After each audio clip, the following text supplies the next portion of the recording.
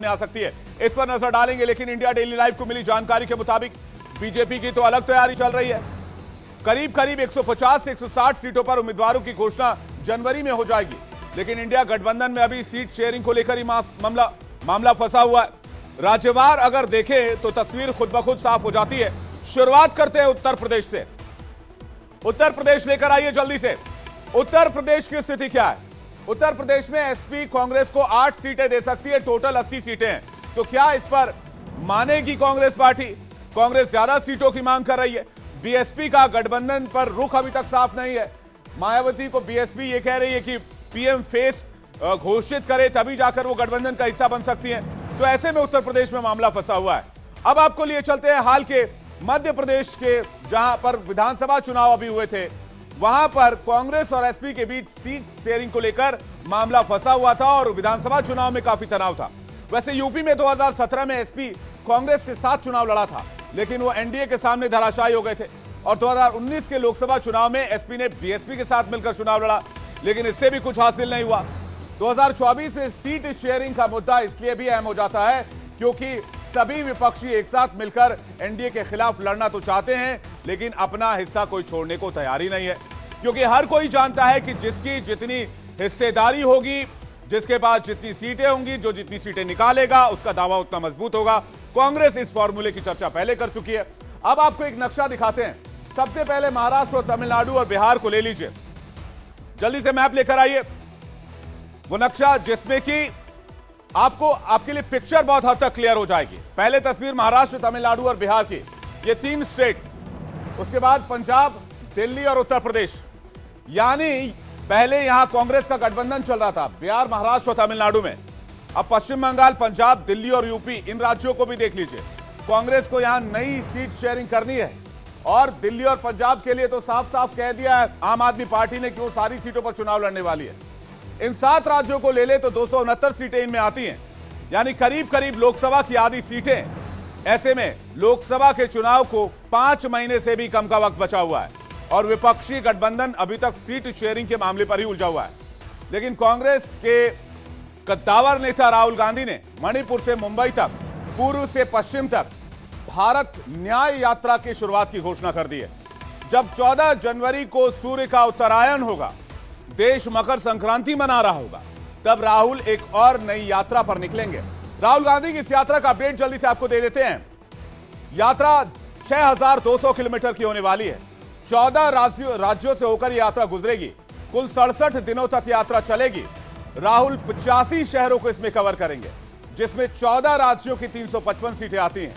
355 में से कांग्रेस के पास फिलहाल सिर्फ 14 सीटें हैं और इंडिया गठबंधन को इसमें आप जोड़ दीजिए तो इंडिया गठबंधन के पास इन राज्यों में होते हुए केवल और केवल 67 सीटें मौजूद हैं। तो ऐसे में इस योजना को लेकर, इस यात्रा को लेकर प्लानिंग क्या है, सचिन पायलट से सुनते हैं। जो पहली वाली यात्रा थी उसको कंटिन्यू करने का काम करेंगे और 14 स्टेट से यात्रा निकलेगी। उसमें तमाम जो गरीब है, किसान है, नौजवान है, मजदूर, उन सब की बातों को उठाएंगे हम लोग, ताकि जवाबदेही तय तो करें। ये सरकार संसद में तो 145 सांसदों को सस्पेंड कर सकती है, लेकिन जिस माननीय भाजपा के सांसद ने उन लोगों के पास बनवा के उनको संसद में घुसाया, उस पर कोई कार्रवाई नहीं है। न्याय यात्रा के जरिए 355 में से राहुल गांधी की कांग्रेस की नजर कम से कम 200 सीटों पर होगी, ताकि वो दक्षिण भारत के सहयोगियों के जरिए आंकड़े को 272 के पार ले जा सके। लेकिन क्या ये इतना आसान है? क्योंकि भारत जोड़ो यात्रा से कांग्रेस को बहुत कुछ हासिल नहीं हुआ।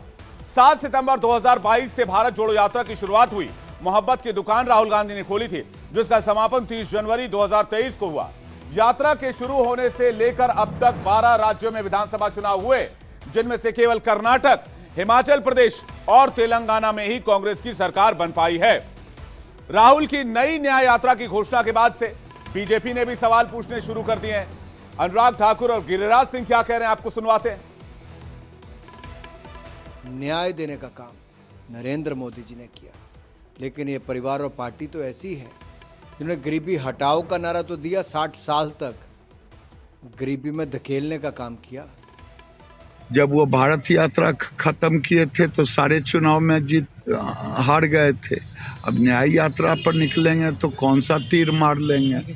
ये जहाँ कहते थे मैं ये जीतूंगा वो जीतूंगा वो जीतूंगा 0-5 रहेगा, तो जनता उनका टेस्ट ले रही है। जनता टेस्ट में वो फेल कर रहे हैं। यह सच है कि राहुल की भारत जोड़ो यात्रा ने राहुल की छवि को संवारने में बहुत योगदान दिया था, लेकिन न्याय यात्रा लोकसभा चुनाव में कितना नफा या नुकसान पहुंचाएगी यह समझने वाली बात भी है। पश्चिम बंगाल में क्या ममता दीदी न्याय यात्रा का हिस्सा बनेंगी? क्योंकि अगर वो न्याय यात्रा का हिस्सा बनती हैं तो इससे पश्चिम बंगाल में टीएमसी फिर क्या करेगी, टीएमसी की वजूद का क्या होगा, इस पर सवाल है। बिहार चलते हैं। बिहार में क्या करेंगे? क्या जेडीयू और आरजेडी न्याय यात्रा का हिस्सा बनेंगे? अगर कांग्रेस के साथ आते हैं तो फिर आरजेडी और जेडीयू की क्षेत्रीय राजनीति को इससे नुकसान होगा। झारखंड में क्या जेएमएम झारखंड मुक्ति मोर्चा हेमंत सोरेन न्याय यात्रा के साथ खड़े होंगे? हेमंत सोरेन क्या करेंगे? हेमंत सोरेन बहुत हद तक साथ आ भी सकते हैं क्योंकि उनकी पॉलिटिकल डायनामिक्स कांग्रेस से और बाकी क्षेत्रीय दलों से थोड़ी अलग चलती है। उत्तर प्रदेश में क्या होगा? क्या उत्तर प्रदेश में अखिलेश यादव कांग्रेस के साथ चलेंगे? महाराष्ट्र में एनसीपी और उद्धव क्या कांग्रेस के साथ साथ कदम मिलाएंगे? यह भी बड़ा सवाल है। इन सभी राज्यों में कांग्रेस को इन्हीं पार्टियों के साथ सीट शेयरिंग करनी है और इन सभी राज्यों में कांग्रेस की यात्रा कितना नफा कितना नुकसान कराएगी यह जनता तय करेगी। यात्रा के जरिए राहुल गांधी कांग्रेस का बेस तो मजबूत कर लें, लेकिन कांग्रेस की बढ़ती ताकत से गठबंधन तो कमजोर पड़ ही जाएगा और इन राज्यों में कांग्रेस मजबूत होगी। यात्रा से राहुल और कांग्रेस की इमेज बिल्डिंग तो होगी, तो एक क्षेत्रीय दलों को नुकसान होना भी तय है। तो इस समीकरण बिठाना बहुत मुश्किल है और